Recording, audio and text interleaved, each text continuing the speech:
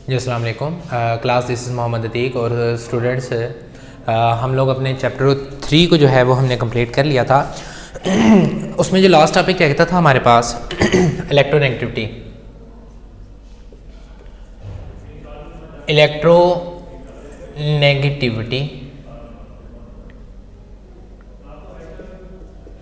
इसमें कुछ बच्चों ने कहा कि सर ये जो इलेक्ट्रोनेगेटिविटी है ये थोड़ा सा मुश्किल है, इसको थोड़ा सा एक्सप्लेन मज़ीद कर दें। मैंने कहा कोई बात नहीं है बेटा, इसको दोबारा एक्सप्लेन कर देते हैं। अच्छा, इलेक्ट्रोनेगेटिविटी जो होता है ना बेटा, वो होता है एबिलिटी। पहले जनरल एग्जांपल लो ये जी मैं हूँ अतीक है, ठीक है। यहाँ पर कोई आदमी है, लेट्स से फॉर एग्जांपल इधर कर लें जी नोमान है, ठीक हो गया। अब देखिए हमारे दरमियान में ना रस्सी है, हम रस्सा कशी खेल रहे हैं। अब रस्सी का एक सिरा सर नोमान के पास हो गया, एक जो सिरा है वो मेरे पास हो गया, ठीक है। कोई भी पर्सन है वो नोमान के पास है।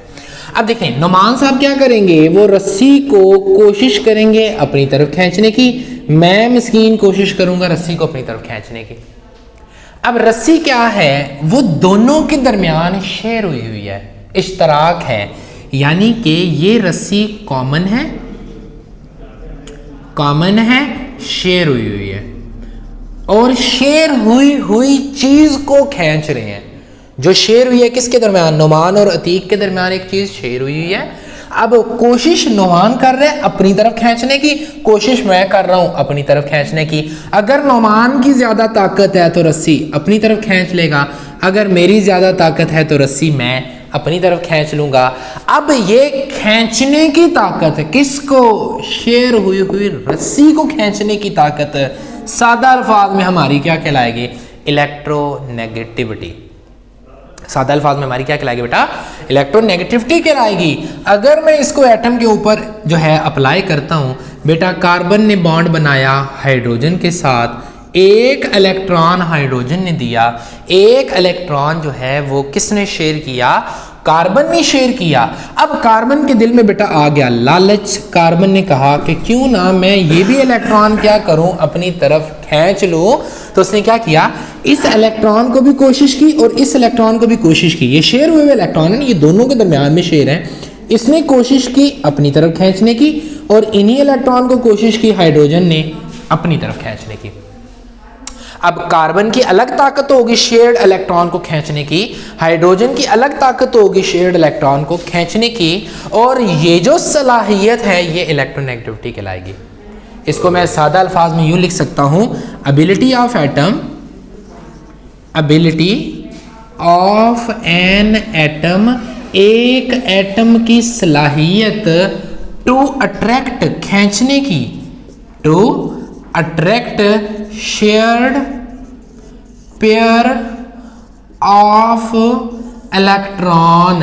बेटा इलेक्ट्रॉन का हमेशा शेयर हुए इलेक्ट्रॉन का पेयर होता है, कभी भी वो इंडिविजुअली एग्जिस्ट नहीं करेंगे, हमेशा क्या होगा बेटा, उसका शेयर्ड पेयर ऑफ इलेक्ट्रॉन होगा। यहां तक बात समझ आई है। चलिए अब शेयर पेयर कैसे होगा, एक इलेक्ट्रॉन इसने दिया, एक इलेक्ट्रॉन दिया, 1 + 1 = 2, क्या पेयर बना कि नहीं बना। तो किसी एटम की ये जो मुश्तरका इलेक्ट्रॉन है इनको खींचने की सलाहियत क्या कहलाएगी हमारे पास, इलेक्ट्रोनेगेटिविटी कहलाएगी। क्या कहलाएगी बेटा हमारे पास, इलेक्ट्रोनेगेटिविटी। यहां तक बात क्लियर होगी।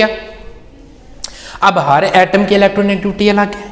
आपने अब सबकी तो इलेक्ट्रोनेगेटिविटी याद नहीं रखनी, आपने चंद एटम की याद रखनी है। आप उसमें से देख लें, सबसे ज़्यादा जो हाईएस्ट एलिमेंट है उसकी याद कर लें। वो हमारे पास आप अल्लाह भला करेगी, आप रट्टा लगाना है आपने। फ्लोरीन की इलेक्ट्रोनेगेटिविटी 4 है, रट्टा लगा लें। क्लोरीन की इलेक्ट्रोनेगेटिविटी हमारे पास 3 है, रट्टा लगा लें। नाइट्रोजन की भी हमारे पास 3 है, बाद बुक में 3.4 लिखी होती है, 2 भी लिखी होती है। इसी तरह हमारे पास जो है वो कार्बन है, उसकी 2.6 है, हाइड्रोजन है, इसकी इलेक्ट्रोनेगेटिविटी 2.1 है। बस इन्हीं चीज़ों को रट्टा लगा लें, यही इलेक्ट्रोनेगेटिविटी बस आपने रट्टा लगानी। बल्कि इसके अलावा एक और भी ऑक्सीजन कहीं कहीं यूज़ हो जाएगा वाटर में, उसकी भी लिख लें, उसकी 3.5 होती है।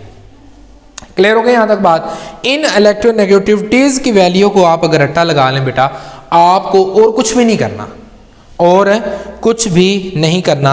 इवन दैट कि आपकी बुक के अंदर इसका ट्रेंड भी नहीं है, लेकिन ट्रेंड मैं करवा देता हूँ कि ट्रेंड क्या करना है। आप जब लेफ्ट से राइट जाते हैं, इलेक्ट्रोनेगेटिविटी आहिस्ता आहिस्ता क्या होती है बेटा, इंक्रीज होती है।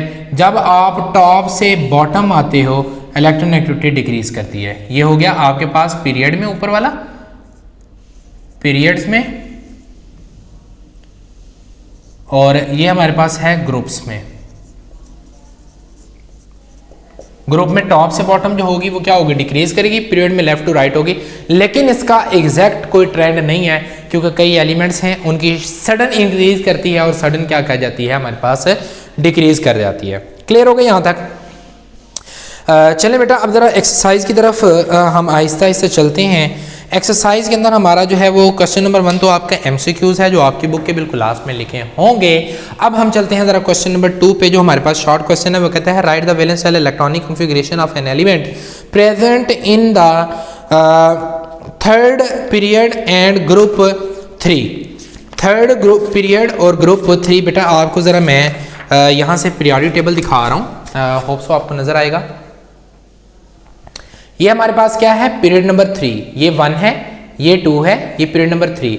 अब कहते हैं 3 पीरियड और ग्रुप है 3, ये A। अब जरा गौर से देखें, ये क्या लिखा हुआ आपके पास, 3, 1 2 3, 3 आपके पास क्या लगी हुई है, लाइन लगी हुई है, 1 2 3, और ग्रुप इधर से देख लो 1 2 3। ये कौन सा एलिमेंट आ रहा है, एल्यूमिनियम। कौन सा एलिमेंट आ रहा है बेटा, एल्यूमिनियम आ रहा है। और एल्यूमिनियम का एटॉमिक नंबर क्या है बेटा आपके पास, 13 एटॉमिक नंबर है। और 13 की वो कह रहा है कि वैलेंस शेल इलेक्ट्रॉनिक कॉन्फ़िगरेशन लिखनी है। जाहिर है आप अभी छोटे बच्चे हैं, नौमौलूद से बच्चे हैं, आप लोग अभी डायरेक्ट तो नहीं लिख सकते, हम इनडायरेक्ट लिख लेंगे। मैं क्या करता हूँ, पहले 13 है, मैं लिखता हूँ aluminium.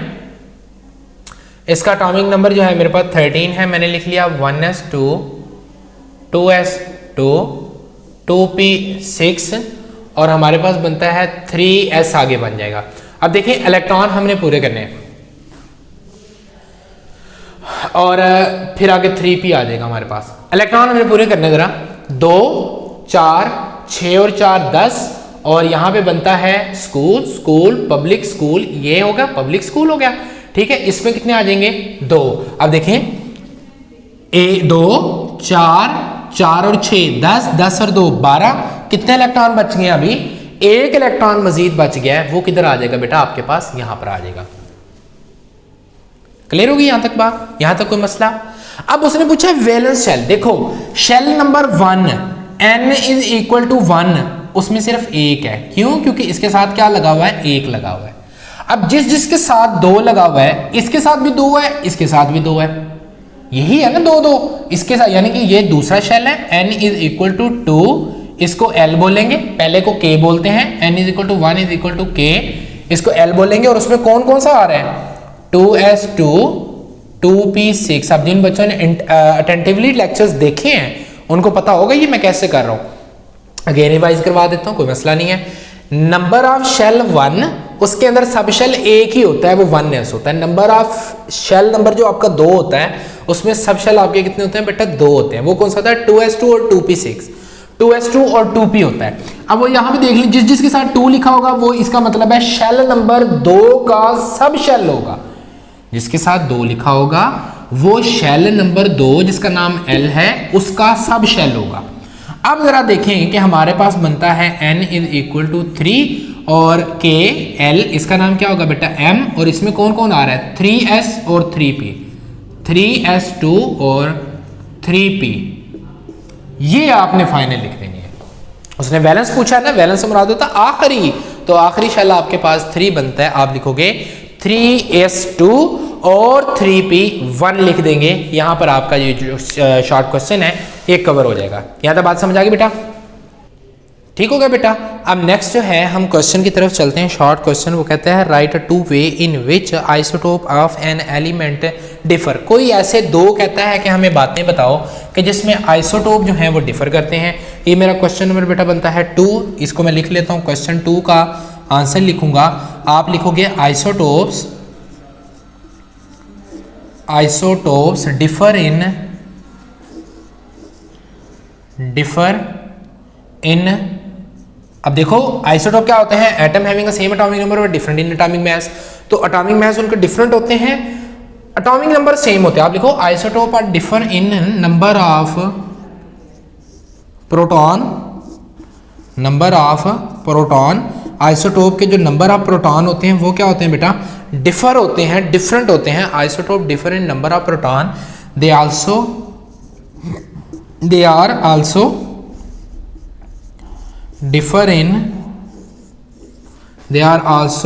in physical property। Chemical same होती हैं, फिजिकल प्रॉपर्टीज जो होती हैं वो क्या होती हैं, डिफरेंट होती हैं। They are also differ in physical property. तो उसने बेटा 2 पूछे हैं, हमने उनको क्या बता दिए हैं, 2 बता दिए हैं। Sorry, different number of neutron होगा, प्रोटॉन तो मिस्टेकनली लिख दिया, सेम होता है प्रोटॉन, नंबर ऑफ न्यूट्रॉन है। ठीक हो गया। एक और लिख लो, they differ in mass number. Mass number जो होता है इनका वो भी क्या होता है बेटा, डिफरेंट होता है, सेम नहीं होता। यहां तक बात क्लियर हो गई। चलें जी, जरा नेक्स्ट शॉर्ट क्वेश्चन की तरफ चलते हैं और वो कहते हैं कि which atom has the highest shielding effect, lithium और सोडियम। अब बेटा जरा देखें, लिथियम का एटॉमिक नंबर आपने रट्टा लगाना है, वो मैंने आपको पहले बताया था। लिथियम के पहले तकरीबन 20 एलिमेंट्स को आप रट्टा लगा लें। लिथियम का एटॉमिक नंबर होता है 3। इसी तरह सोडियम जो होता है, सोडियम का एटॉमिक नंबर होता है 11। शील्डिंग इफेक्ट दोबारा रिवाइज कर रहा हूं, इनके पहले स्ट्रक्चर बनाता हूं। लिथियम का ये न्यूक्लियस है, पहला इलेक्ट्रॉन और दूसरा इलेक्ट्रॉन, ये हमारा पहला इलेक्ट्रॉन। ये मैं बना रहा हूं बेटा सोडियम का, पहला ये शेल 2, दूसरा कितने हो गए, 8 और 2 10 हो गए, और आखिरी इलेक्ट्रॉन किधर जाएगा, आखिरी शेल के अंदर, ये ले 11। अब शील्डिंग इफेक्ट क्या होता है कि न्यूक्लियस की, ये न्यूक्लियस पॉजिटिव चार्ज की आखिरी शेल पर फोर्स का कम हो जाना। क्यों कम होती है, क्योंकि आखिरी शेल और न्यूक्लियस के दरमियान में क्या आ जाते हैं बेटा, इलेक्ट्रॉन आ जाते हैं। इलेक्ट्रॉन को रिपेल करेगा, तो ड्यू टू सेम चार्ज, इस पे भी नेगेटिव इस पे भी नेगेटिव, दोनों एक दूसरे को क्या करेंगे, रिपेल करेंगे। जब ये इलेक्ट्रॉन बेटा रिपेल करेंगे तो इनके दरमियान में जो फोर्स है न्यूक्लियस की वो ऊपर वाले पे कम हो जाएगी, ऊपर वाले पे क्या हो जाएगी, कम हो जाएगी। अब होता क्या है कि बेटा जितने नंबर ऑफ आखिरी, ये हमारा होता है वैलेंस शेल, वैलेंस शेल के दरमियान और न्यूक्लियस के दरमियान जितने इलेक्ट्रॉन ज्यादा होंगे उतना शील्डिंग इफेक्ट ज्यादा होगा, उतना शील्डिंग इफेक्ट बेटा क्या होगा, ज्यादा हो जाएगा, इफेक्ट ज्यादा हो जाएगा। ठीक हो गया। और जितने कम होंगे उतना शील्डिंग इफेक्ट कम होगा। अब देखें बेटा न्यूक्लियस के और आखिरी शेल के इलेक्ट्रॉन में के दरमियान कितने इलेक्ट्रॉन हैं, 2। इसके देखें जरा, 1 2 3 4 5 6 7 8 9 10। सोडियम के अंदर आपके पास आखिरी शेल के इलेक्ट्रॉन और न्यूक्लियस के दरमियान में 10 इलेक्ट्रॉन है, 10 इलेक्ट्रॉन हैं। जबकि बेटा आपके पास लिथियम के अंदर आखिरी शेल और न्यूक्लियस के दरमियान सिर्फ कितने इलेक्ट्रॉन हैं, 2। तो अब देखें शील्डिंग इफेक्ट किसका ज्यादा होगा, ऑफ कोर्स इसका ज्यादा होगा। वो आपको कहेगा कि शील्डिंग इफेक्ट किसका ज्यादा है, तो आप बोलेंगे कि हमारे पास जो सोडियम है उसका शील्डिंग इफेक्ट ज्यादा होगा।